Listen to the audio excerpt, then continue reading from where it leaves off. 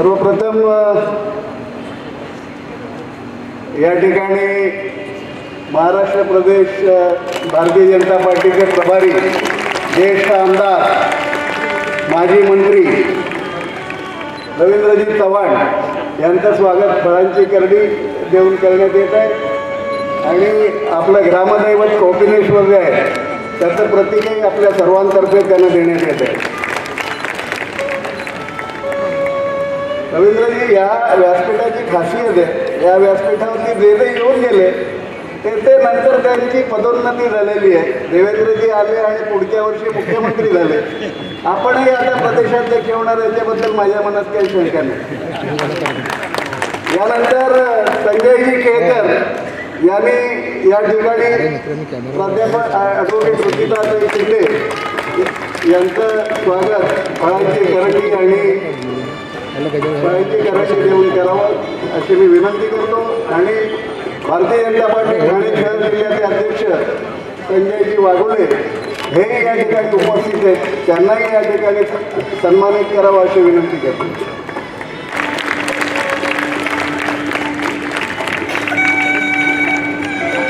माजी मंत्री आमदार आमचे परमस्नेही माननीय श्री रवी चव्हाणजी या ठिकाणी आवर्जून अहिल्याबाई होळकर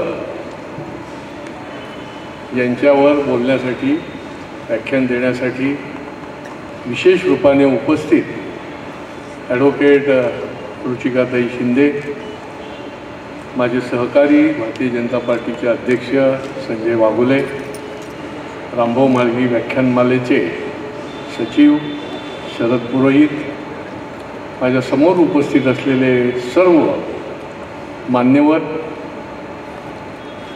आणि रसिक ठाणेकर श्रोते बंधूंनो आणि भगिनींनो, बघता बघता आपण 39व्या वर्षामध्ये पदार्पण केलं आहे.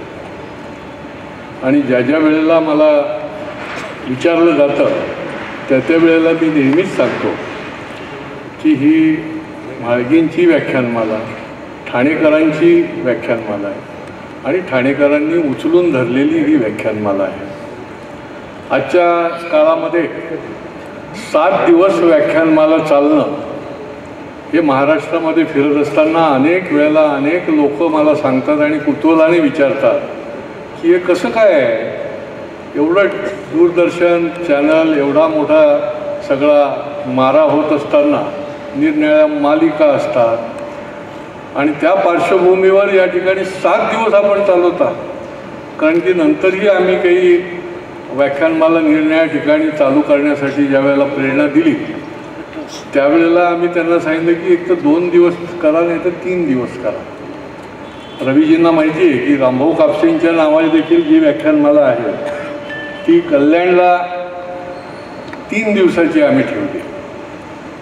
परंतु मी त्यांना सांगतो की ही ठाणेकरांची किमया आहे आणि या म्हाळगी व्यासपीठाची ही एक ताकद आहे आणि त्यामुळे ही व्याख्यानमाला अव्याहतपणे 39 वर्ष चालते आहे.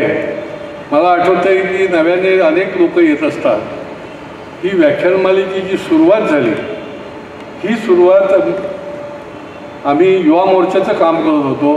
यूथ विंगमध्ये आम्ही सगळे होतो आणि इथे सगळेच जण बसलेले आहेत. वैशंपायन आहेत, विजय जोशी आहेत, शरद पुरोहित आहेत, अनेक आमचे सहकारी पहिल्या वर्षापासून या व्याख्यानमालेचं जे काम करत आहेत. तर आम्ही मुरबाडला एक 10वी आणि 12वीच्या विद्यार्थ्यांसाठी पुढे काय निरनिराळे जे शैक्षणिक असतात उपक्रम त्याचं प्रदर्शन घेऊन गेलो होतो आम्ही.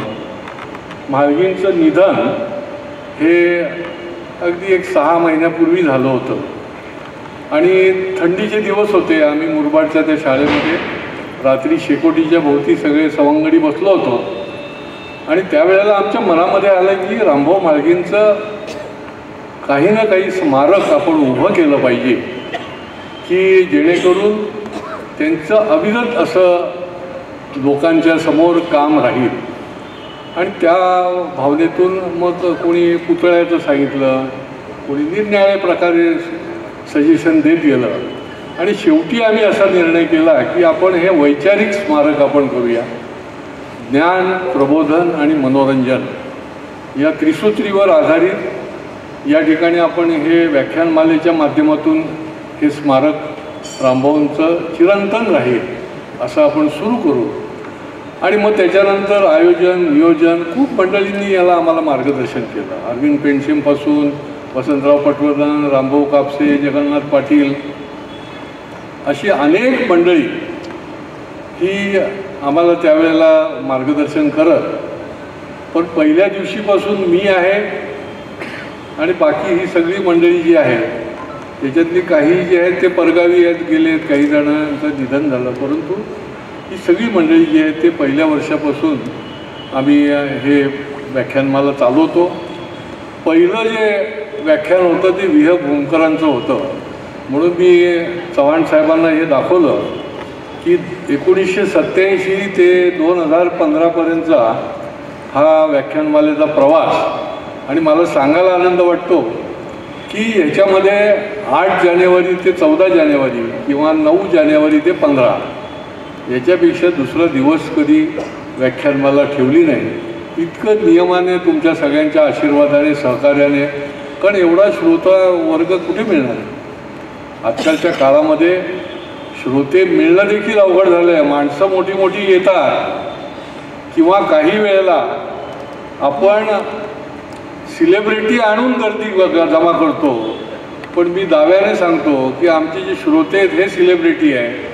आणि नवीन कुठला वक्ता आला, अनेक आपण प्रयोग केलेले आहेत. अनेक ग्रामीण भागातली माणसं आम्ही आणली की जी कोणाला माहिती पण नव्हती, परंतु इथे येणारे ही वक्ते जे आहेत हे नंतर सेलिब्रिटी झालेले आहेत. अशी पण परिस्थिती या व्याख्यानमालेच्या माध्यमातून. हे शेवटी व्यासपीठ आहे, याच्यामध्ये एक ताकद आहे. आणि याच्यामुळे असंख्य 7 दिवस निरनिराळ्या विषयावर आपण हा एक प्रकारचा ज्ञानाचा यज्ञ आहे, प्रबोधनाचा यज्ञ आहे म्हणता येईल. ज्ञान प्रबोधनाचा, मनोरंजनाचा एक यज्ञ आहे. आणि आम्ही लोक निमित्त आहोत. आम्ही एक आयोजक नियोजक आहोत. आणि त्या माध्यमातून मात्र एक चांगला गोष्ट आहे की एकही वक्ता जो आहे तो आम्हाला पुन्हा पुन्हा आणण्याची गरज पडली नाही. म्हणजे हा काय आमचा एकेकोरपणा नाही की आपण आणायचाच नाही, परंतु एवढं वैभव आहे महाराष्ट्रामध्ये, देशामध्ये विषयामध्ये तज्ज्ञ आहेत, एवढे विचारवंत आहेत, इतके प्रबोधन करणारे आहेत, ज्ञान देणारे आहेत, विविध विषयाचे आहेत. आणि म्हणून सगळ्या विषयामध्ये एकही विषय असा नाही, अध्यात्म असेल, शिक्षण असेल, क्रीडा असेल, पत्रकारिता असेल, साहित्य असेल, कला असेल, निरनिराळ्या. आरोग्याचं तर विषयाला खूपच गर्दी होते. हल्ली लोकांचं काय आरोग्याचं गडबड झाली आहे काय कळत नाही. परंतु चव्हाणसाहेब आम्ही आरोग्यावर जर आणला की एवढी गर्दी लोक करतात आणि निरनिराळे त्यांना प्रश्न पण विचारायचे असतात. मग आम्ही प्रश्न बंद केले. या ठिकाणी जसे हे व्याख्याते निरनिराळ्या विषयातले या ठिकाणी आपण आणून लोकांना अधिक चांगल्या पद्धतीने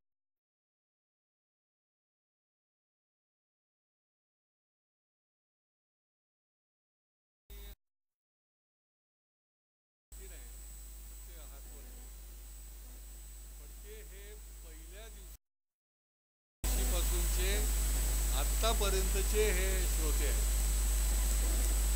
जरा उभं राहून हात वर करा.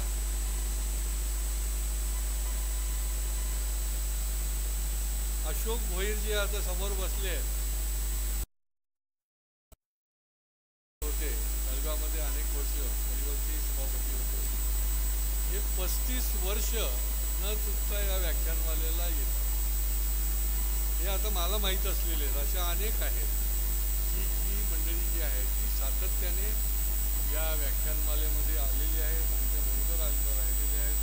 आम्हाला त्यांनी एक सजेशन दिलेलं आहे. आणि हे सातत्य जे आहे, जसं संस्थेचं सातत्य श्रोत्यांचं पण आहे, विषयाप्रमाणे श्रोते बदलत जातात. या ठिकाणी व्याख्यानमालेले येतात अनेक व्याख्याते. यांना रामभाऊ महाराज व्याख्यानमालेमध्ये हजेरी लावण्याची पण इच्छा असते. आणि त्याच्यामुळे अनेक जण देखील आम्हाला फोन करून सांगतात की आम्हाला कधीतरी या व्याख्यानमालेमध्ये बोलवा, आम्हाला या विषयावर मांडायचं आहे, बोलायचं आहे. आता शेवटी हे काही आमचं क्रेडिट नाही आहे. म्हणून मी जे सुरुवातीला सांगितलं की शेवटी तसा श्रोता जर असेल तर ती व्याख्यानमालाही चालते, ती व्याख्यानमालाही रंगते, चालवणाऱ्यांना देखील उत्साह आणि ज्याला म्हणता येईल की अनेक त्यांच्या डोक्यामध्ये योजना येतात आणि त्या माध्यमातून एकच आहे की हे दिवस नक्कीचे आहेत, परंतु थंडी गायब आहे. पहिल्या सुरुवातीच्या काळामध्ये बरं जागा देखील हीच आहे या आवारामध्ये, पण कधी त्या बाजूला कधी या बाजूला. सुरुवातीच्या काळामध्ये तर त्या भागामध्ये फ्रंट साईडला व्याख्यानमाला होत असे आणि मला आठवतं आहे की शिवाजीराव भोसले, प्राध्यापक शिवाजीराव भोसले यांचं 12 जानेवारीला स्वामी विवेकानंदांवर आम्ही व्याख्यान ठेवलं होतं. पहिल्या 5-7 वर्षाचंच, पहिली 5-7 वर्षामध्ये, आणि एवढी गर्दी झाली. आणि त्यावेळेला 10ची मर्यादा नव्हती. व्याख्यानमाला 9:30ला चालू व्हायची आणि 11:30-12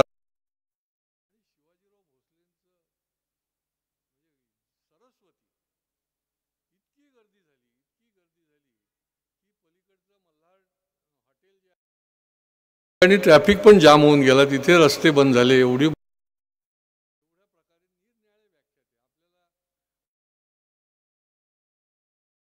आणि अहिल्यादेवींचा विषय जो आहे तो राहील मागे. पण काही सांगणं देखील या काळामध्ये, कारण 39व्या वर्षामध्ये म्हणजे आम्हालाही खूप भरभरून येतं. मला आठवतं आहे की सिकंदर बख्त आणि काश्मीरचे कोण जगमोहन.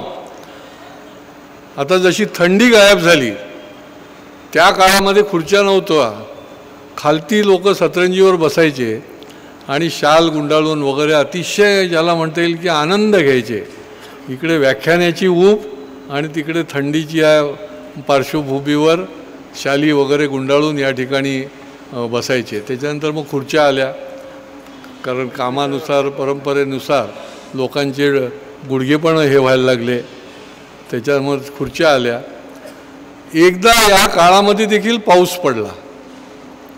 आता जानेवारी महिन्यामध्ये पाऊस पडण्याचं काही कारण नाही, परंतु हे सगळंच बदलत चाललेलं आहे जगातलं वातावरण. त्याचा उद्या आहे विषय ठेवलेला आहे आपण, पर्यावरण आणि एकूणच. तर म्हणजे श्रोते किती चांगल्या पद्धतीने दाद देऊ शकतात. आमच्याकडे काही पर्यायच राहिला नाही. आता काय करायचं? जगमोहनजी तर त्यावेळेला अत्यंत पॉप्युलर, काश्मीर समस्येवर त्यांचं भाषण आणि धोधो पाऊस. आम्ही फक्त एक व्यक्ती, एक आमचा कार्यकर्ता इथे ठेवला आणि त्याला फक्त सांगितलं की जे येतील त्यांना सांगायचं की न्यू इंग्लिश स्कूलच्या हॉलमध्ये आपण बदललेलं आहे, शो मस्ट गो ऑन, व्याख्यान होणार. कोविडच्या काळामध्ये देखील आपल्याला माहिती असेल की ऑनलाईन आम्ही व्याख्यान चालू ठेवलं, परंतु व्याख्यानमाला कुठेही काही थांबली नाही, अखंडितपणे चालू ठेवली. तर जगमोहनजींच्या व्याख्यानाला ज्यावेळेला मी जगमोहनजींना त्या न्यू इंग्लिश स्कूलपर्यंत घेऊन गेलो, त्या हॉलमध्ये तो प्रचंड सगळंच भरलेलं होतं. म्हणजे मलाही कल्पना नव्हती, मला वाटलं की आपल्याला कॅन्सलच करावं का काय. परंतु खाली पायरी वरचा हॉल देखील प्रचंड असा भरभरून सगळा भरलेला होता आणि त्याच्यावर काश्मीरच्या प्रश्नावर त्यांनी आपलं भाष्य केलं. त्याच्यामुळे अनेक आठवणी आहेत. परंतु अशा पद्धतीच्या या पहिल्याच दिवसाच्या ही व्याख्यानमाला असल्यामुळे, कारण इतर दिवशी आम्ही कोणी लोक स्टेजवर पण बसत नाही, आम्ही समोरच असतो. व्याख्यानमालाचा व्याख्याते, अध्यक्ष, संचलन करणारं कधीतरी आम्ही आलो तर. आणि त्याच्यामुळे ह्या पहिल्या दिवशीचं एक पार्श्वभूमी आपल्यालाही जे नवीन आले त्यांना माहिती पडावी. त्याच्यामुळे ही जी अखंड हे यज्ञ चालू आहे तो असाच आपण आम्हाला आशीर्वाद देत राहावा. अशाच पद्धतीने विविध अशा विषयांच्या करता तज्ज्ञ मंडळी आम्ही आणत राहू. आणि एक प्रतिष्ठेची व्याख्यानमाला म्हणून एक ठाण्याचं एक वैशिष्ट्य आहे. ठाणा हे सांस्कृतिक ऐतिहासिक शहर आहे आणि याचं देखील काही वैशिष्ट्य आपण जपणूक करण्याचं देखील भान ठेवायला पाहिजे, जपणूक करण्याची देखील काम करायला पाहिजे. आणि रामभाऊ म्हाळगींसारख्या नावाचं एक मोठं व्यासपीठ की ज्यांच्या नावाने एक प्रबोधिनी आहे, ज्यांच्या मार्गदर्शनामुळे पूर्ण भारतीय जनता पार्टीचं कार्यकर्ता हा प्रशिक्षित असला पाहिजे, कार्यकर्ता कार्यक्षम अशाच वेळेला होईल की तो प्रशिक्षित असेल. आणि त्याच्यामुळे उत्तनला फार मोठं रामभाऊ म्हाळगी प्रबोधिनीचं फार मोठा कॅम्पस आहे की त्या ठिकाणी देशभरामधल्या कार्यकर्त्यांना प्रशिक्षण दिलं जातं, त्या ठिकाणी संशोधन केलं जातं. आणि त्यामुळे एवढी मोठी नावाची देखील पार्श्वभूमी आहे. या व्याख्यानमालेच्या निमित्ताने मी खरोखर रवी चव्हाण यांचं मनापासून त्यांचं मी स्वागत करेन. कारण की माझी भरभरून इच्छा होती की ज्यावेळेला राम शिंदे येत आहेत त्यावेळेला अध्यक्ष म्हणून चव्हाण साहेबांनी पण या ठिकाणी उपस्थित असावं आणि ते या ठिकाणी बाकीचे सगळं काम कार्यक्रम बाजूला टाकून आमच्या शब्दाला मान देऊन या ठिकाणी आले. त्यांचंही काम आपल्या सगळ्यांना महाराष्ट्रामध्ये माहिती आहे, जिल्ह्यामध्ये माहिती आहे, शहरामध्येही त्यांचा वावर आहे. आता महाराष्ट्रभर ते पुढच्या कामाकरता देखील आपण सगळेजण त्यांना सदिच्छा शुभेच्छा देत आहोत. ते आले, त्यांचंही मी स्वागत करतो. आणि अहिल्याबाई होळकरांचं हे त्रिशताब्दी वर्ष आहे. महाराणी अहिल्याबाई होळकर हे एक ज्याला म्हणता येईल की रोड मॅप आहे की स्त्री शक्ती काय करू शकते याचं उत्तम उदाहरण जर असेल की ज्यांनी धर्मप्रचार तर केलाच परंतु उत्तम प्रकारे प्रशासन देखील कशा पद्धतीने होऊ शकतं याचं एक ज्याला म्हणता येईल फार मोठं उदाहरण महाराष्ट्राच्या बाहेर जाऊन पण पुढं जाऊन त्यांनी काम केलं. अशा प्रकारच्या अहिल्यादेवी होळकर आपल्या देशाला देखील ही फार मोठी ताकद मिळालेली आहे. आपल्या देशाला देखील ही फार मोठी परंपरा आहे की अशा थोर अशा व्यक्तिमत्वामुळे आपल्या देशाला विचारही मिळाला, दिशाही मिळाली, प्रेरणाही मिळाली. अशी ही सगळी प्रेरणादायी व्यक्तिमत्व आहेत. आणि हे त्रिशताब्दी वर्ष आहे. आज यावेळेच्या व्याख्यानमालेमध्ये आम्ही अटलजींचं देखील शताब्दी वर्ष आहे आणि त्याच्यामुळे अटल बिहारी वाजपेयींचं देखील त्यांच्याबद्दल देखील आम्ही एक सत्र, एक पुष्प हे या व्याख्यानमालेच्या निमित्ताने ठेवलेलं आहे. मला वाटतं की आपण सगळ्यांनी हे जे निरनिराळे विषय आहेत, उद्या तर पर्यावरणाचा आहे, त्यानंतर आरोग्याचा विषय ठेवलेला आहे, अध्यात्म विषय आहे, विविध विषयांना आपण या ठिकाणी आवर्जून उपस्थित राहावं. मी पुन्हा एकदा मान्यवरांचं या ठिकाणी स्वागत करत असताना आपल्या सगळ्यांचं, ठाणेकर रसिक श्रोत्यांचं देखील मनापासून या ठिकाणी स्वागत करतो आणि माझं लांबलेलं प्रास्ताविक थांबवतो. जय हिंद, जय महाराष्ट्र.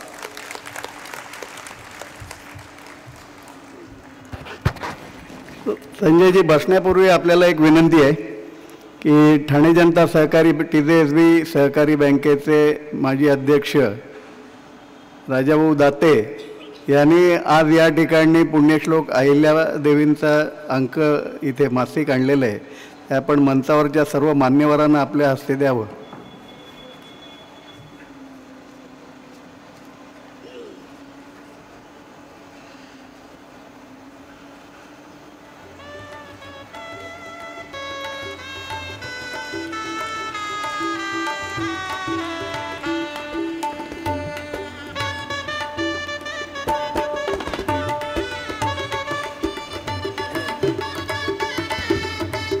यानंतर भारतीय जनता पार्टीचे डोंबिवलीचे लोकप्रिय ज्येष्ठ आमदार, माजी मंत्री, विद्यमान महाराष्ट्र भाजप प्रदेश प्रभारी आणि पुढे काय जबाबदारी येईल, आमचे मार्गदर्शक आदरणीय रवींद्रजी चव्हाण यांनी या ठिकाणी उद्घाटक आणि आजच्या कार्यक्रमाचे अध्यक्ष म्हणून आपल्याला संबोधित करावं अशी मी त्यांना विनंती करतो.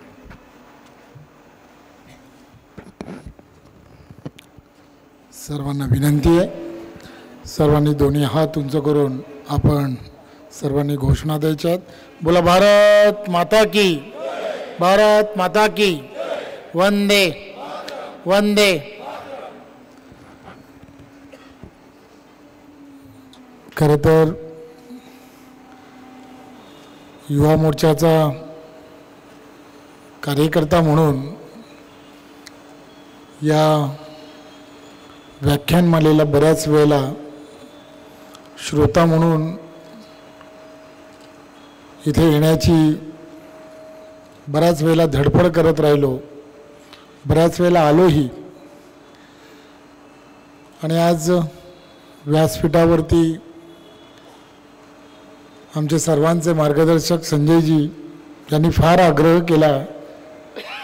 खरं तर कदाचित ते द्रष्टा असावेत, पुढे काय घडतं ते त्यांना बऱ्याच अंशी माहीत असतं.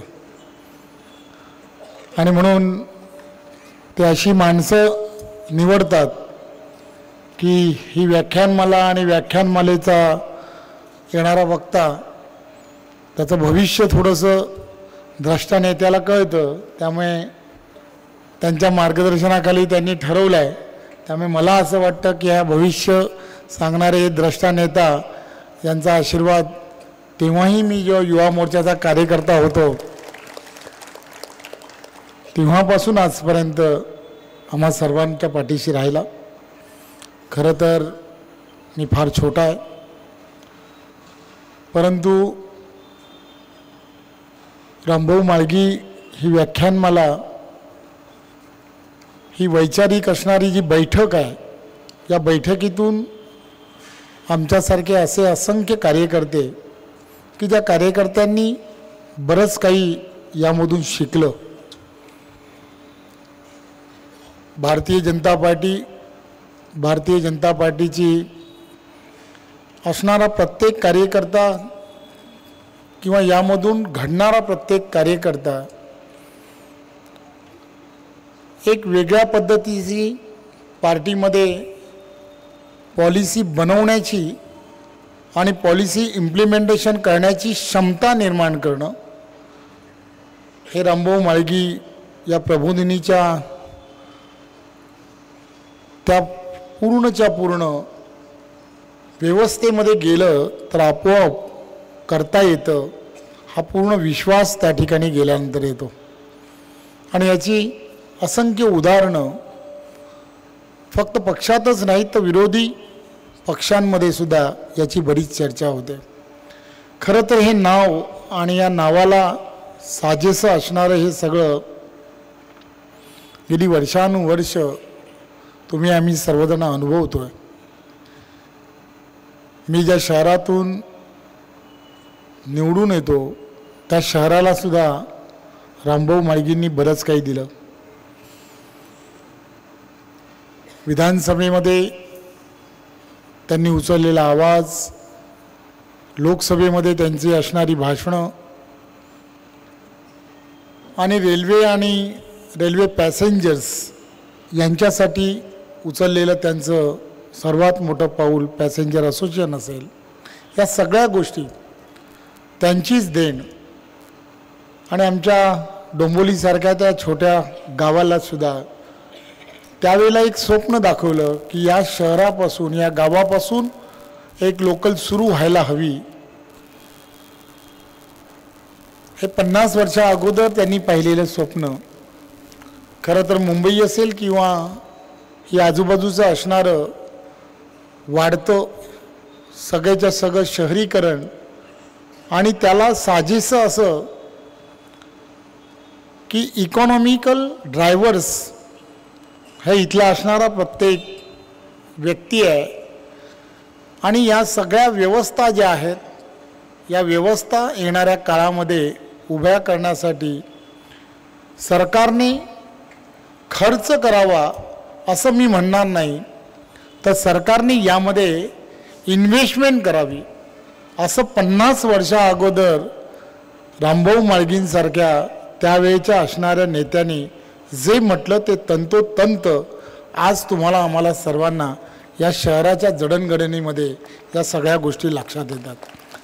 त्यामुळे देशाचे पंतप्रधान नरेंद्र मोदीजी असतील, आदरणीय देवेंद्रजी असतील, ही सर्व मंडळी ज्या पद्धतीने इन्फ्रास्ट्रक्चरमध्ये इन्व्हेस्टमेंट करतायत, ही खऱ्या अर्थाने या देशाला आणि देशाच्या असणाऱ्या आणि या महाराष्ट्राच्या संपूर्ण व्यवस्थेसाठी किती महत्त्वाची आहेत याची तुम्हाला आम्हाला सर्वांना आज कल्पना येते. अनेक विषय एक कार्यकर्ता कसा असला पाहिजे, त्याच्या पायाला भिंगरी असली पाहिजे, डोक्यावरती बर्फ असला पाहिजे आणि तोंडात साखर असली पाहिजे. या सगळ्या गोष्टी ज्या आहेत ना, काय शिकवत होत्या, काय चालत होतं, हे सगळंच्या सगळं पुरोहित बसलेत, विजयजी बसलेत, ही सगळी मंडळी आम्ही युवा मोर्चात काम करत असताना आम्हाला नेहमी या सगळ्या गोष्टी सांगत असत.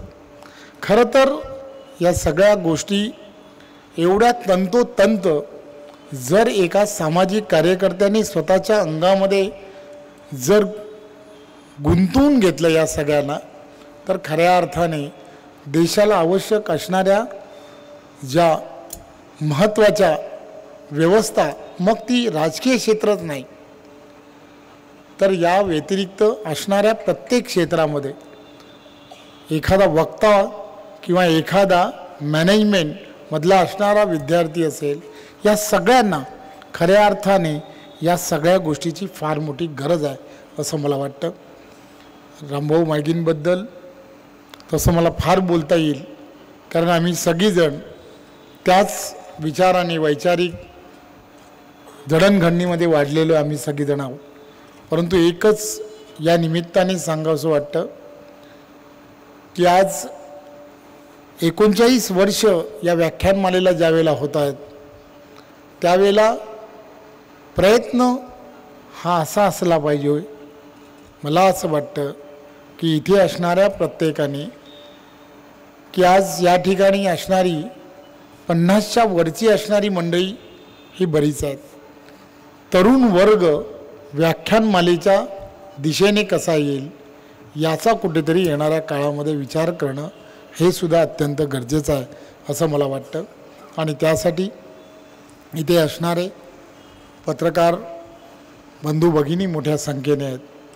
आपण पॉझिटिव्ह ज्या गोष्टी लोकांपर्यंत किंवा तरुणांपर्यंत नेणं जे गरजेचं आहे, कदातरी वेगवेगळ्या शाळा कॉलेजेसमध्ये त्यांना सगळ्यांना काही विशिष्ट अशा व्याख्यानमालेच्याच दिवशी ते हजर कसे राहतील याचा कुठेतरी विचार येणाऱ्या काळात करणं, कारण ही प्रथा आणि परंपरा पुढच्या पिढीपर्यंत जाणं हे सुद्धा अत्यंत गरजेचं आहे असं मला वाटतं.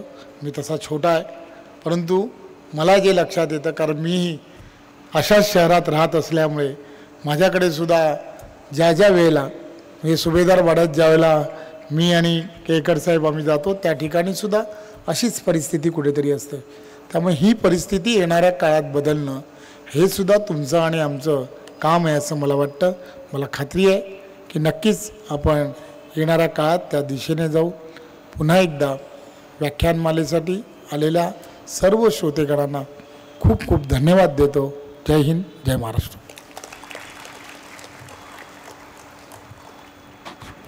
धन्यवाद रवीजी. आपल्या सूचनेचं सविनय आम्ही या ठिकाणी हे करतो, पण आपल्याला सविनय सांगू इच्छितो की जसे या ठिकाणी तुम्हाला ज्येष्ठ नागरिक दिसतात, तसं 7 दिवसात 2-3 दिवस तरुणाई इथे आलेली असते. आमचा प्रयत्न असतो की सर्व वयोगटातील श्रोते जे आहेत ते या ठिकाणी येऊन जावेत. रोज आले तर उत्तम, पण निदान 7 दिवसातनं 2-3दा तरी सर्व वयोगटातील लोक आले पाहिजेत, प्रेक्षक आले पाहिजेत, श्रोते आले पाहिजेत. यानंतर या ठिकाणी पुण्यश्लोक अहिल्यादेवींच्या वंशातील ॲडव्होकेट रुचिराताई शिंदे यांनी आपल्या समोर त्रिशताब्दीनिमित्त अहिल्यादेवींबद्दल त्यांचं जीवनपट आपल्यासमोर उलगडावा अशी मी त्यांना विनंती करतो.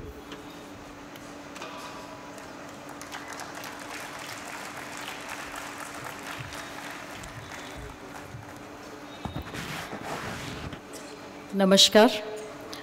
व्यासपीठावर उपस्थित सगळ्यांना माझा नमस्कार आणि उपस्थित श्रोतागणांना माझा नमस्कार. मला सगळ्यात आधी मी आभारी आहे संजय केळकर साहेबांची, ज्यांनी मला ही संधी दिली आज की मी इकडे येऊन बोलू शकते. आणि व्यासपीठावर उपस्थित सगळ्यांचं आभार, जे आज मला ही संधी मिळाली आहे की मी पुण्यश्लोक अहिल्याबाई देवी होळकरांबद्दल काही माहिती आपल्याला देऊ शकते. सगळ्यात आधी रामभाऊ म्हाळगी स्मृती व्याख्यानमाळा समितीचं हा 39वा वर्ष आहे आणि या संदर्भात ही खूप एक छान कल्पना आहे जिथे एक वक्ता आपले सगळे विचार आणि जे त्यांची आहे ते लोकांपर्यंत पोचवतात आणि लोक श्रोतागण इतक्या छान रीतीने उपस्थित होऊन त्या गोष्टीला प्रोत्साहन देतात आणि ऐकतात आणि ह्याला करत आज 39 इयर्स 39 वर्ष कंप्लीट झाले. खरंच ही खूप छान गोष्ट आहे आणि अशाच गोष्टींमुळे आपलं ठाणं जे आहे एक सांस्कृतिक कार्यक्रमांना एक छान बाजू मांडतो आणि ते आपले विचार लोकांपर्यंत पोचवायची एक छान संधी देतो. मी आज लोकमाता अहिल्यादेवी होळकर यांच्याबद्दल बोलायला आपल्या समक्ष उपस्थित आहे. मी प्रोफेशनली ॲडव्होकेट आहे. माझं नाव ॲडव्होकेट रुचिका शिंदे आहे आणि माझं माहेरचं जे नाव आहे माहेरकडनं मी होळकर आहे आणि मॅरेज नंतर आता शिंदे झाले आहे. तर जे होळकर पंचभैया होळकर होते त्या यांच्याकडनं अहिल्याबाई होळकरांचं जे पूर्ण आयुष्य आणि जे पाहिलं आहे महेश्वर इंदोर हे खूप जवळनं पाहिलं आहे. तर त्याच्यामुळे जी एक ओढावा आणि होळकरांचा जो एक वारसा जो एक रॉयल फॅमिलीमधनं बिलॉंग करायचं एक आहे अर्थ आणि आज मला ती संधी मिळाली की त्यांच्या संदर्भात मी 2 शब्द बोलू शकते. मी खरंच आपल्या सगळ्या लोकांची खूप आभारी आहे. धन्यवाद. आणि आता मी आपलं जे संत लवण मिळता जळे काय उरले निराळे तेसा समरस झालो तुझ माझी हरपलो या संत तुकाराम बाबांची उक्तींनुसार प्रजेच्या दुःखामध्ये आणि त्यांच्या खुशीमध्ये समरस झालेल्या पुण्यश्लोक अहिल्यादेवी होळकर म्हणजे भारतवर्षातली ललांभूत विभूती. मराठवाड्यातली चोंडी गावाची ही सुकन्या मल्हारराव होळकर आणि मराठांची सेनापतींची सून. पण आज मात्र अहिल्याबाई होळकर या नावाने लोकोत्तर कर्तव्यामुळे जात धर्म प्रदेशाची सीमा ना मानता आजन्म लोककल्याणकारी दानधर्म करणारी वृत्तीमुळे विशिष्ट जातीशी दान राहिलेले नाही आहे. आज त्यांचा जो प्रभाव आहे त्याच्याकरता कोणची पण जातीचं या राज्याचं एक निमित्त नाही राहिला. आज ते पूर्ण राज्यामध्ये विभिन्न राज्यांमध्ये देशामध्ये त्यांची प्रभूती आहे. त्यांच्या न्यायप्रिय अनुशासनामुळे आणि प्रतिकूल नशिबांचे सारे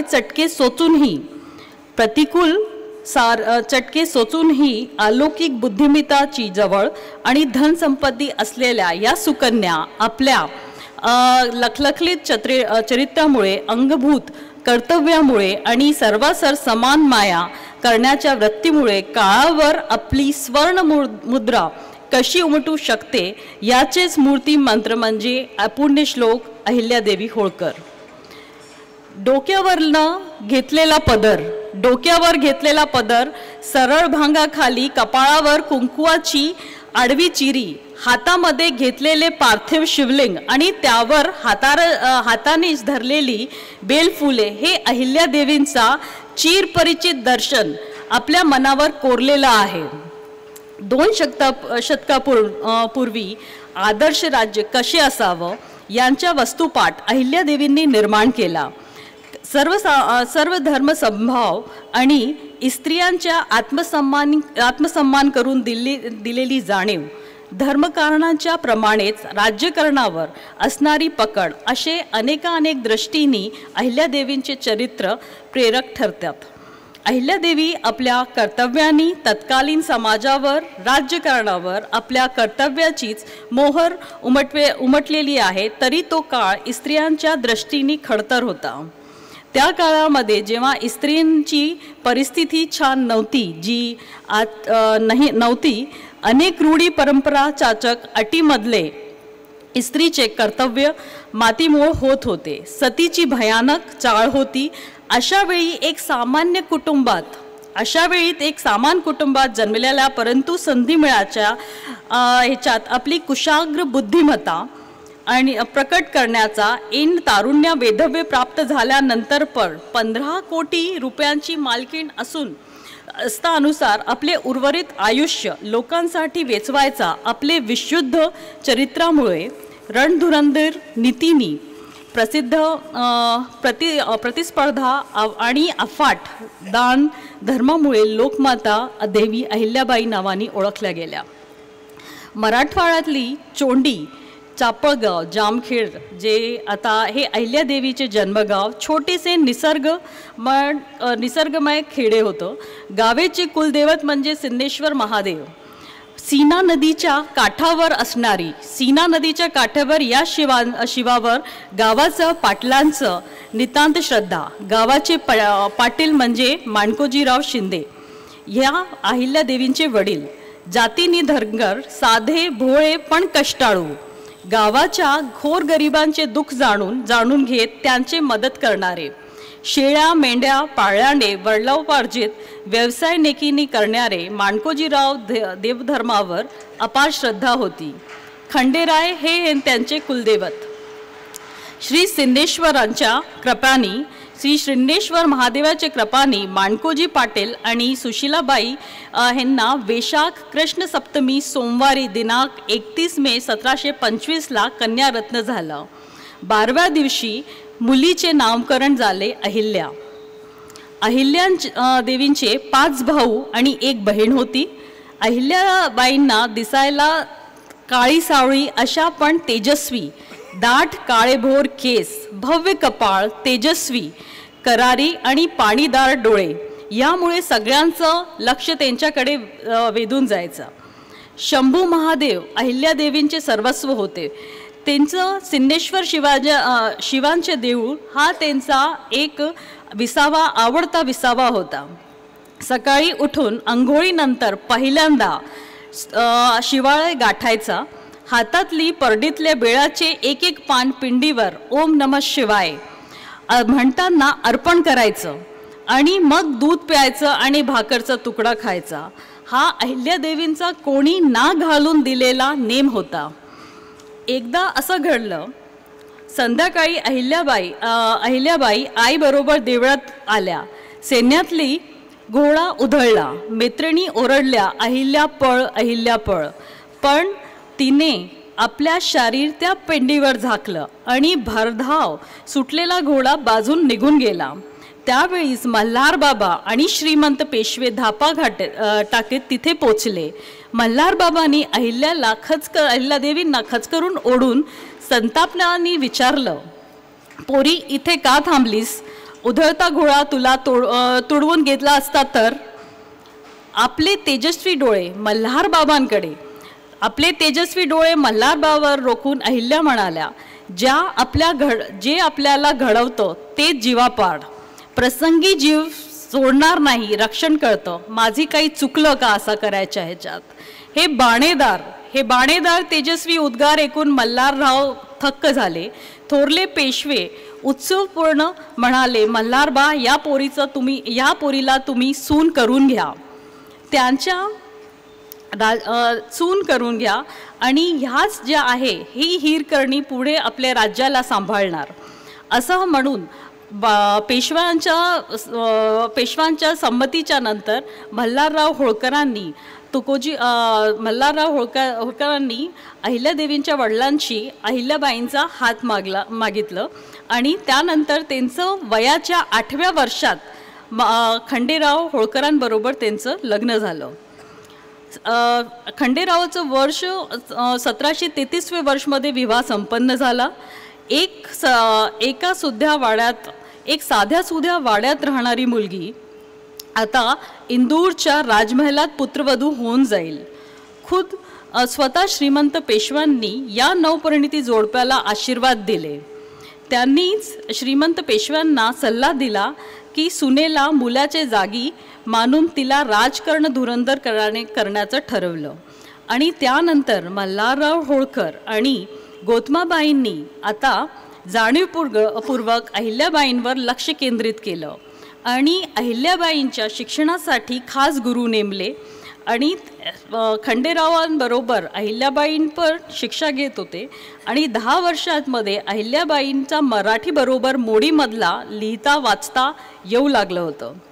संस्कृत हिंदी भाषेचं ज्ञान त्यांनी आत्मसात केलं.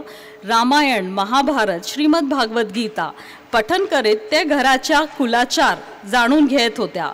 प्रशासनामध्ये कसं अर्थशास्त्र करतात या ह्याच्यामध्ये त्यांना त्यांच्या सासऱ्यांनी मल्हारराव होळकरांनी आणि गोतमाबाईंनी तरबेज केलं होतं.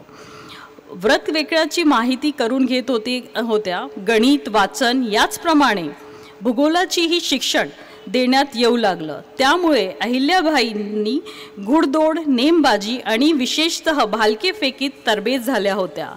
यांचं प्रत्येक शिक्षणाच्या याच्यामध्ये प्रत्येक विभागात त्यांनी पूर्ण शिक्षण प्राप्त केलं आणि आपली योग्यताच्या अनुसार मल्हारबाबांनी अहिल्याला दरबारामध्ये पण बसून घेतलं आणि राजकारणातली डावपेच समजावून सांगत होते. आपल्या पत्रव्यवहाराकरता मल्हारराव होळकर साहेब जे होते त्यांनी आपली पूर्ण पत्रव्यवहाराचं जे कार्य होतं ते अहिल्याबाईंनी सुपूर्द केलं होतं. त्यांनी हे शिकवलं की फौज तयार ठेवणे, खाजगी उत्पन्न आणि सरकारी उत्पन्न हे रोखठोकपणे वेगळे वेगळे ठेवणे, खातेनिहाय पेशांचं वाटप करणे, गोला बारूद, बाण भाते, ठाली, तलवारी सज्ज ठेवणे, चौथाई, सरदेशमुखाई आणि कठोरपणे वसुली करणं. हे सासऱ्यांच्या पत्राबरोबर त्यांनी रणांगणावर कुमुक पाठवणे ही कामं अवघे 20 वर्षांची अहिल्याबाई कुशल प्रशासकप्रमाणे पार पाडत होत्या. मार्तंडांनी हे रत्न आम्हाला दिलं, आम्ही तलवार गाजवतो ती सूनबाईच्या भरोशावर, असं मल्हारबाबा कृतार्थमध्ये म्हणत होते. चोख हिशोब ठेवण्यामध्ये अहिल्याबाईंची खासियत होती. मल्हारबाबा सदैव लढ्यांमध्ये गुंतलेले होते, तरी त्यांचं अवघं लक्ष अहिल्याबाईंच्या कडे होतं. अहिल्याबाई मल्हारबाबा बरोबर रंगरंगावरच्या गेल्याचे इतिहासातून नोंदून ठेवलेले आहे. तिथे त्यांनी धाडस, साहस व रणकौशल्य दाखवलं. मल्हाररावांच्या आदेशप्रमाणे अहिल्यादेवी काही ठिकाणी स्वतः जाऊन पण कार्य करायच्या. अहिल्यादेवींच्या कौटुंबिक जीवनात एक दुर्दैव घटना झाली. कुंभाराच्या वेड्यात तोफ्याच्या गोळ्या लागून त्यांच्या पती खंडेरावांचं वीरमरण झालं. हे 1754 झालं. तत्कालीन रूढीप्रमाणे खंडेरावांच्या इतर स्त्रियांप्रमाणे अहिल्यादेवी सती जायला निघाल्या. परंतु मल्हारराव आणि गोतमाबाईंनी खंडेरावाचं आण घेऊन अहिल्यादेवींना सती जाण्यासाठी रोखलं. मल्हारराव म्हणाले, पोरी सती गेलीस तर फार सती म्हणून तुझा लौकिक होईल, पण तुझा जन्म या प्रजेसाठी आहे. तू गेलीस तर दोलितीला कोण सांभाळणार? तू प्रजेची माता हो. केवळ परंपरा सांगते म्हणून चितेत उडी घ्यायच्या पेक्षा रयतेच्या गोरगरिबांच्या प्रपंचाचे सुखाचे कर. पोरी, ईश्वराच्या दरबारी तुझी हीच लोकसेवा रुजू होईल. या पुण्याईचा खंडेरावांचा आत्म्याला शांती मिळेल आणि तुला सद्गती मिळेल.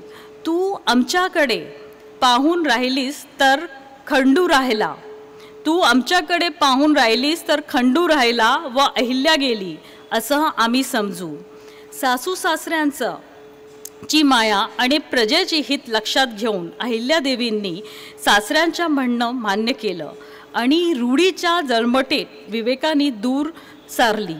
मात्र खंडेरावाच्या प्रेतावर डोकं ठेवत अहिल्याबाई देवींनी प्रतिज्ञा घेतली की आजपासून सारे अलंकार, रंग, उपभोग या चितेत टाकते आहे. आजपासून फक्त शुभ्र वस्त्र नेसेन. यापुढील माझं पूर्ण आयुष्य प्रजेसाठी, राज्यासाठी समर्पित करेल. आणि ही प्रतिज्ञा अहिल्यादेवींनी आजन्म पाळली. काळ जात होता. मल्हाररावांच्या डोळती वाढवत होत्या. अहिल्याबाई प्रजेच्या दुःखाकडे आणि सुखदुःखाकडे लक्ष ठेवत होत्या. डोळीतीचा सांभाळ करत होत्या. पण तो करताना अहिल्यादेवींना आपले पुत्र माळकोजीरावांची काळजीत टाकत होती. कालगती झाली आणि गोतमाबाईंच्या वृद्धापकाळामुळे त्यांचा मृत्यू झाला. त्यांचे आणि अहिल्यादेवींच्या प्रमाणे मल्हारबाबांनी अस्वस्थ करून लागले. एक लढाईत मल्हारराव बाबा डोक्याला गोळ्या लागला होता. तेव्हापासून त्यांच्या कानात सतत कळा येत होत्या. त्या जुन्या दुखण्या पुन्हा उंच खाली झालं तरी लढायाच्या मोहीममध्ये उसत नव्हती. महानजी शिदासाव बल्हारराव अलकमपूर मुक्कामी असताना मंगळवारी 20 मार्च 1766ला त्यांचा मृत्यू झाला. अहिल्यादेवी सर्वार्थ पोरक्या बनलेल्या त्यांना झालेला दुःख शब्दातीत होता. पण मल्हाररावांची शिकवण अहिल्यादेवींच्या मनी मानसी रुजलेली होती. प्रथेप्रमाणे होळकर गादींच्या वारस म्हणून मालेराव होळकर यांना सनद मिळाली. मात्र काही महिने स्वच्छंदपणे सुभेदारी भोगून माळेराव 1767 मध्ये मरणेला पावल्या. त्यानंतर अहिल्यादेवींनी आपले खजानीचे 2 भाग केले होते, एक सरकारी आणि दुसरा खाजगी. अहिल्यादेवींनी इस्त्रीधन म्हणून आणि मल्हारबाबांनी वारसदार म्हणून 16 कोटीचा खाजगी खजिना मिळाला होता. हा खाजगी खजाना मिळण्यावर अहिल्यादेवी होळकरांनी प्रथम ब्राह्मणांना पूजेसाठी बोलवलं, खजिन्याची पूजासाठी, आणि मग स्वतः त्याच्यावर एक तुळशीपत्र ठेवलं आणि खाजगी उत्पन्नाची सारी रक्कम त्यांनी दान धर्मासाठी खर्च केली. अहिल्यादेवीबाईंनी अनेक देवळे बांधले, जुन्या देवस्थानांचं जीर्णोद्धार केलं. काशी विश्वेश्वर, घृष्मेश्वर, सोमनाथ येथील मंदिरांना नवे रूप दिले. हे सगळं कार्य जे ते करायचे ते सगळं त्यांच्या खाजगी ट्रस्टमधनं जे त्यांना मिळायची रक्कम त्याच्यामधनंच ह्याच्यामधनं करायचे. त्याच्याकरता ते सरकारी खजानेचा कधी उपयोग नाही करायचे. आणि जिथे त्यांनी नद्यावर घाट बांधले, जिथे नद्या नव्हते तिथे विहीर, तलाव बांधले आणि विविध फळांसाठी बाग तयार केल्या, धर्मशाळा बांधल्या. अहिल्यादेवींचा हा धार्मिक कार्यामागे एक व्यापक दृष्टिकोन होता. ते म्हणजे देशातली विविध भागात राहणाऱ्या लोकांना एक सांस्कृतिक साखळीत जोडून त्यांचा देशाबद्दल आपलेपण निर्माण करणं. त्याचमुळे अहिल्यादेवींचे धार्मिक कार्य फक्त एक धार्मिक कार्याला वाढ द्यायचं असं नाही, त्याच्या मागचा उद्देश होता लोकांना देशाबद्दल आपुलकी यायला पाहिजे आणि त्यांनी प्रत्येक कार्य आपलं आहे, हे देश आपला आहे असं त्यांच्या मनामध्ये विश्वास झाला पाहिजे. राजघराण्यातली विधवा स्त्रीनी केलेला दानधर्म म्हणून पाहता येत नाही. याच्याकरता आम्ही असं नाही म्हणू शकत की त्यांनी फक्त एक राज्यधर्म केलं. अहिल्यादेवी या कार्यामुळे उतरल्या तेव्हा त्यांनी भरपूर जाग्यावर जीर्णोद्धारचे काम केले. उत्तरामध्ये त्यांनी केदार, काशी विश्वनाथपासून तर दक्षिणामध्ये रामेश्वरपर्यंत काम केलं. महाराष्ट्रामध्ये जेजुरीपासून पश्चिमेकडे द्वारकेपासून पूर्वीकडे जगन्नाथपुरीपर्यंत प्रत्येक जाग्यावर त्यांनी जीर्णोद्धारचे कामं केले. आणि ह्याच्यामध्ये विशेषता ही आहे की प्रदेश, भाषा, विविध जाती जमातीतल्या सगळ्या समाजांना एक सांस्कृतिक बंधनांमध्ये एक आणण्याचा नाकळत त्यांनी खूप एक छान काम केलं, ज्याचं उदाहरण आज पण आम्ही बघतोय आहे. आपण आपल्यासमोर या सगळ्या सांस्कृतिक धरोहर आहे. यांचं उत्तम उदाहरण म्हणजे एक अजून त्यांनी वाराणसीचे गंगाची जी कावड असते, गंगेची कावड रामेश्वरी नेण्यासाठी अहिल्यादेवींनी उत्तम व्यवस्था केली. संबंधित व्यक्तींना कायमचं उत्पन्न करून दिलं. आणि जिथे पण ते मंदिरचं बांधकाम करायचे ते फक्त मंदिर बांधून थांबायचे नाही, त्याच्यानंतर त्या मंदिरामध्ये पूजा कशी होणार, पूजा पाठ आणि जे पण तिकडचे पंडितांना करायला कार्य लागेल त्याची पण व्यवस्था ते करून घ्यायच्या. त्याच्याकरता त्यांनी जे पंडित होते त्यांना पूजांना वश परंपरेवर ते शेत जमीन दिल्या, ज्याच्यावरनं त्यांचं ते पूर्ण कार्य मंदिर सांभाळायचं चालायचं. आणि मागे त्यांची फक्त मानवतेचं दृष्टिकोन होतं. कामगिरांना सदैव काम मिळावं यासाठी अहिल्याबाई दक्ष होत्या. म्हणून असं त्यावेळेस एक म्हण होती, चालू द्या होळकरांची टाकी. ही म्हण त्या काळीला प्रचलित होती. अहिल्यादेवींनी काही रस्ते बांधायचा आदेश देऊन नवी मार्ग आखणी केली होती. कोलकातापासून ते काशीपर्यंत त्यांनी बांधलेला रस्ता अहिल्यादेवींच्या दूरदृष्टीचा साक्ष देतो. प्रत्येक शेतकऱ्यांनी 20 झाडे लावायला पाहिजे आणि हे त्यांनी हुकूम काढलं होतं. त्यातली 11 झाडे सरकारचे तर 9 झाडे शेतकऱ्यांच्या होतील. बिना परवानानी वृक्ष तोडताना जबर शिक्षा होती. नदीचे पाणी खराब होऊ नये याच्याकरता त्यांनी मूळ प्रवाहापासून एक प्रवाह बाजूला केला, ज्याच्यामुळे जे उपयोगातला देणदेणी कामसाठी केला जाईल. जलसंवर्धन आणि जल वितरणासाठी स्वतंत्र खाते होते. पक्ष्यांसाठी उभं पिके विकत घेतली.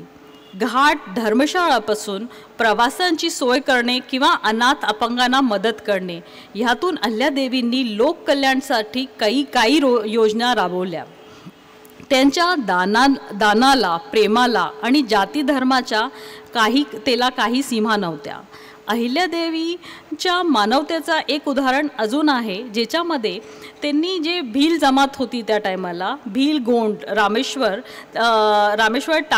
त्यांनी टाकलेला विश्वास. त्यांचं मेन कार्य काय होतं? चोरी करणं. जे भील जमातीचे लोक होते, चोरी करणं, धाडी टाकणे, लोकांना ठार मारणे ही आपल्याच धर्माची आज्ञा मानणाऱ्या भिलांच्या परिवर्तन करण्यासाठी गोष्ट नव्हती. त्यांनी भिलांचा मत परिवर्तन करण्याचा प्रयत्न केला. शिवाय भिलांच्या चरित्रासाठी त्यांनी शेतजमिनी आवर्जून दिली. या नव्या मार्गामुळे दरोडखोरी माणूस सुधारला आणि त्याच्याकरता अहिल्याबाई होळकरांनी एक आपल्या त्यांची मुलगी मुक्ताबाई होती, त्या टायमाला त्यांनी एक आदेश दिला की जो कोई हा दरोडखोरांचा नियोजन करणार आहे त्यांच्याबरोबर त्यांच्या मुलीचं लग्न करणार. आणि ह्याच्यामध्ये जे यशवंतराव फणसे आहे, त्यांनी ह्या संधीमध्ये ते दरोडखोरांचा पूर्ण नियोजन केला आणि त्याच्यानंतर त्यांनी आपल्या मुलीचं लग्न, मुक्ताबाईंचं लग्न त्यांच्याबरोबर केलं.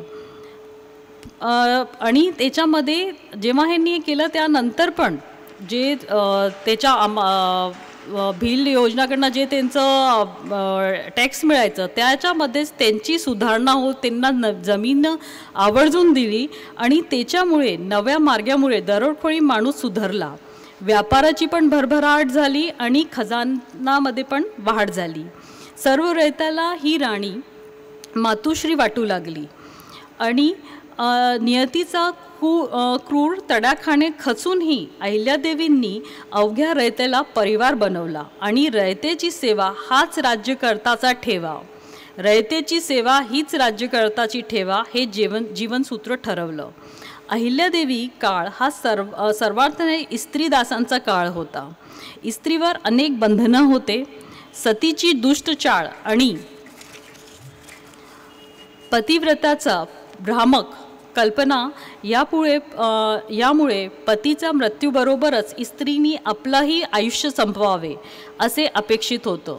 मुलगी 8 वर्षाची झाली की तिचे लग्न करावे. शिवाय या मुलींच्या नशिबी किती सवती असतील यावर दरबंध नव्हता.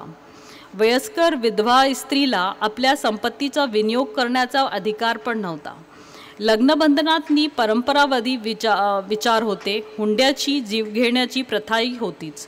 या पार्श्वभूमीवर एक स्त्री राज्यकर्ती म्हणून अहिल्यादेवींनी वेगळेपणाने नजरेत भरण्यासारखे आहे. त्यामुळे ज्या काळात मुलींचं लग्न रूढीमान्य वय 8 वर्ष होतं, तिथे त्यांनी आपली स्वतःची मुलगी मुक्ताचे लग्न 18व्या वर्षी झाले होते. तोपर्यंत अहिल्यादेवींना लोकांची टुचणे आणि टीका सहन करावी लागली.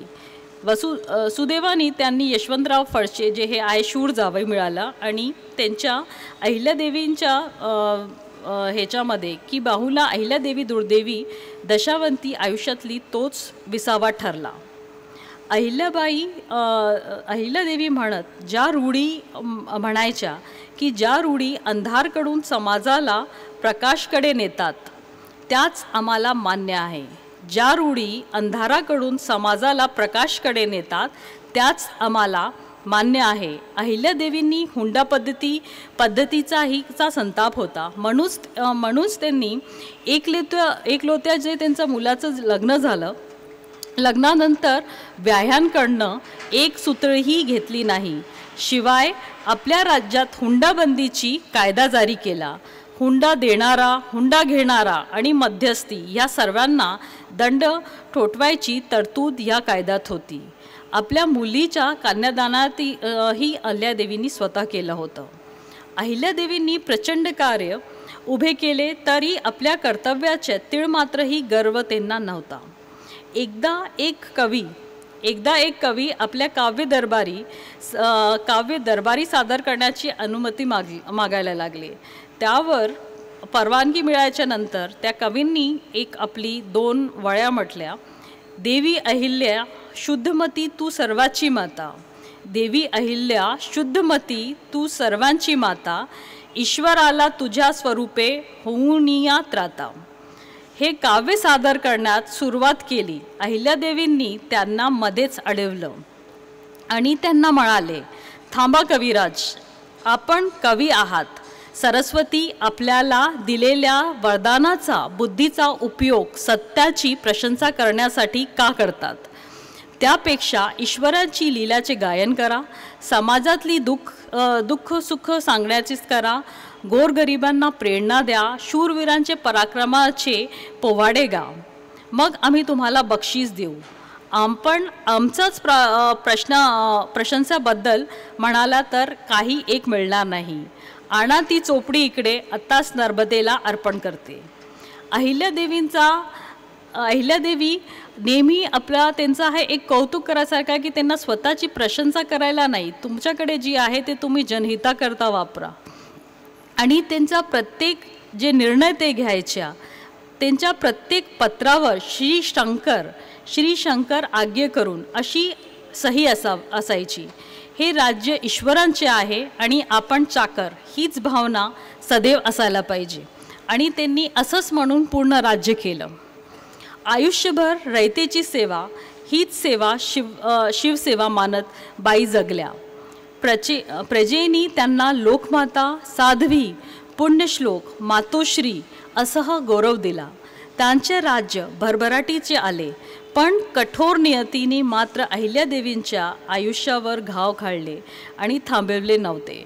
अखेर वयाच्या 70 वर्षाच्या होत्या त्यावेळेस चतुर्दशी 13 ऑगस्ट 1795ला अहिल्यादेवींनी देह सोडला. या ह्याच्यात पुण्यश्लोक अहिल्यादेवी होळकरांचे हे त्रिशताब्दी वर्ष आहे. मात्र तरीही आजही देखील पटावरून त्यांचे नाव पुसणे प्रत्यक्ष काळालाही शक्य नाही आहे. यांचे महत्त्व कारण आहे की त्या राजकरण धुरंधर बुद्धी असतानाही जात, धर्म, पंथ, प्रदेशापलीकडे जाऊन अहिल्यादेवींनी मानवता हाच खरा धर्म मानला. आपल्या विशुद्ध आचरणाने, परोपकाराच्या वृत्तीने, देण्याच्या हाताने अहिल्यादेवींनी राजदंड आणि धर्मदंड यांना सारखा वजनाने पेलला. देवानी त्यांच्यावर सदैव अन्यायाचंच केलं. त्यांच्यासमोर कठीण परिस्थितीमध्ये पण त्यांनी आपला विश्वास, नियतीच्या अवघे दान विरोधात पडूनही अहिल्यादेवींचा विश्वास ईश्वरावर कधी कमी नाही झाला आणि मानवताची ओढ कधीच ढळली नाही. मानवता हाच धर्म म्हणायच्या आणि अहिल्यादेवींनी भारतीय संस्कृतीतला परमवंदनीय विभूती आहेत असं म्हटलं तर वावेक होणार नाही. भारतमातेची या तेजस्वी सुकन्याला त्रिवार वंदन, त्रिवार वंदन. या ठिकाणी मी आपल्याला एक अजून गोष्ट आवर्जून सांगायचं वाटतं की आपलं जे राष्ट्रीय स्वयंसेवक संघ आहे त्यांनीहीच एक पुण्यश्लोक अहिल्याबाई होळकर त्रिशताब्दी समारोह समिती आहे. आणि ह्या समारोह समिती जो हा व्यासपीठ आहे त्याचा उद्देश एकच आहे की जे कार्य अहिल्याबाई होळकरांनी केले आहे त्या विचारांना लोकांपर्यंत पोचवायचं, का की ते आजच्या काळाची गरज आहे. प्रत्येक युवाला, प्रत्येक वर्गाला त्यांनी ज्या दूरदर्शितेने काम केलं आहे ते त्यांचे विचार लोकांपर्यंत पोचायला पाहिजे. या समितीच्या मार्फत मी आपलं हे सांगू इच्छित आहे की मी या समितीमध्ये असं अध्यक्षपदावर कार्यरत आहे आणि माझे आमचे सगळे सदस्यगण पण इथे उपस्थित आहे.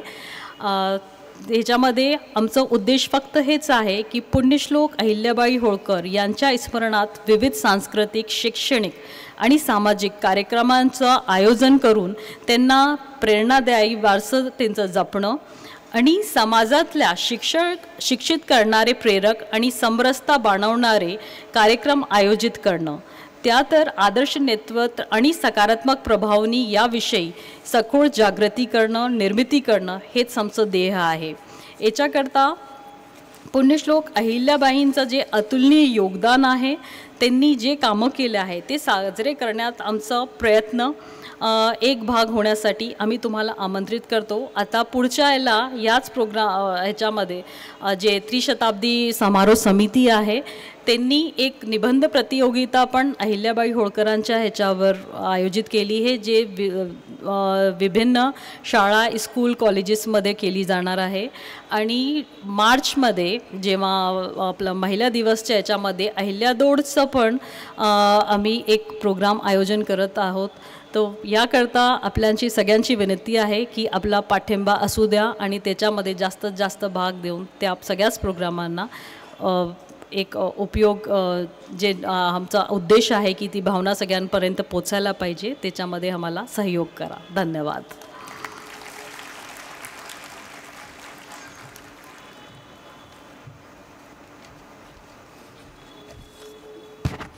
धन्यवाद रुचिताताई. खरं तर राम शिंदे आणि रुचिताताई अशा दोघे या ठिकाणी संबोधित करणार होते अहिल्याबाईंचे वंशज या नात्याने, पण राम शिंदे हे पंतप्रधान श्री नरेंद्रभाई मोदी यांच्याबरोबर त्यावेळेला संध्याकाळी बैठक ठरल्यामुळे उपस्थित राहू शकले नाहीत. पुन्हा एकदा व्याख्यानमाला समितीच्या वतीने मी दिलगिरी व्यक्त करतो. आदरणीय रवींद्रजी चव्हाण, आपण प्रदेशाचे प्रभारी या नात्याने आणि आमचे मार्गदर्शक म्हणून या ठिकाणी उपस्थित राहिलात त्याबद्दल आपलेही आभार व्यक्त करतो. संजय बागुले हे प्रत्येक वेळेलाच पूर्वीपासून येतात, तेही या ठिकाणी उपस्थित राहिलेत, त्याबद्दल त्यांचेही आभार व्यक्त करतो. यानंतर डॉक्टर मनाली खरे यांच्या संपूर्ण वंदे मातरम गायनाने आजच्या कार्यक्रमाचा समारोप होईल. तत्पूर्वी उद्याच्या कार्यक्रमाविषयी निवेदन. उद्या कुमारी प्राची शेवगावकर हिचं या ठिकाणी व्याख्यान आहे, हवामान बदल जबाबदारीतून संधीकडे. माझी या ठिकाणी आज उपस्थित असलेल्या सर्व श्रोत्यांना कळकळीची विनंती आहे की एक 25 वर्षाची तरुणी जिने हवामानाच्या बदलांवरती अभ्यास करून देशविदेशात आपलं नाव मिळवलेलं आहे आणि आपल्या देशाच्या अर्थमंत्री निर्मला सीतारामन आणि आपल्या राष्ट्रपतींनी देखील तिचं कौतुक केलेलं आहे. अनेक राष्ट्रांमधनं तिचं कौतुक केलं. एवढंच नाही तर कूल द ग्लोब नावाचं तिचं ॲप आहे जे 25 देशांमध्ये आज वापरलं जाते आणि हे जे ग्लोबल वॉर्मिंग आहे त्याच्यावरती तिचा अभ्यास आहे आणि त्यावरती कसं काय आपल्याला परिमार्जन करता येईल या दृष्टीने त्याचे प्रयत्न आहेत. आणि यासाठी तरुण पिढीचं देखील या ठिकाणी ज्ञानवर्धन होणं आवश्यक आहे. त्यामुळे सगळ्यांना विनंती आहे की उद्या आपण आपल्या घरी मुलांना, आपल्या नातवंडांना या कार्यक्रमाला येण्यासाठी आवर्जून घेऊन यावं, त्यांना प्रोत्साहित करावं. यानंतर मनाली खरे यांनी संपूर्ण वंदे मातरम गायनासाठी यावं अशी मी त्यांना विनंती करतो. डॉक्टर मनाली खरे.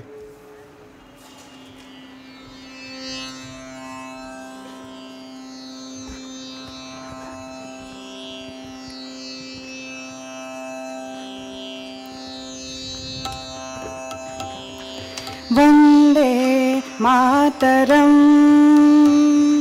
वंदे मातरम, सुजलां सुफलां मलयज शीतलां शस्य श्यामलां मातरं वन्दे मातरम्. शुभ्रज्योत्स्ना पुलकितयामिनीं फुल्लकुसुमितद्रुमदलशोभिनीं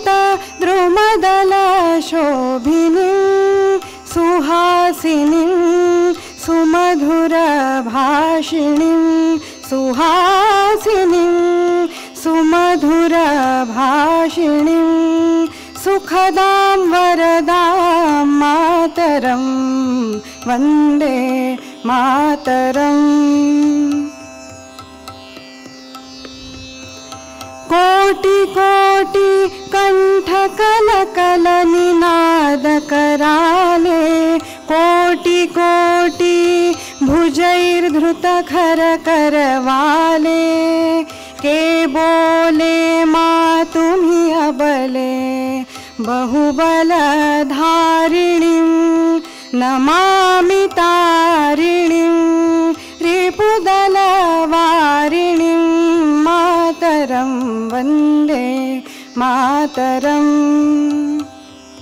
तुम्ही विद्या तुम्ही धर्म तुम्ही हृदि तुम्ही मर्म, त्वं हि प्राणाः शरीरे बाहुते तुम्ही मा शक्ति, हृदये तुम्ही मा भक्ति।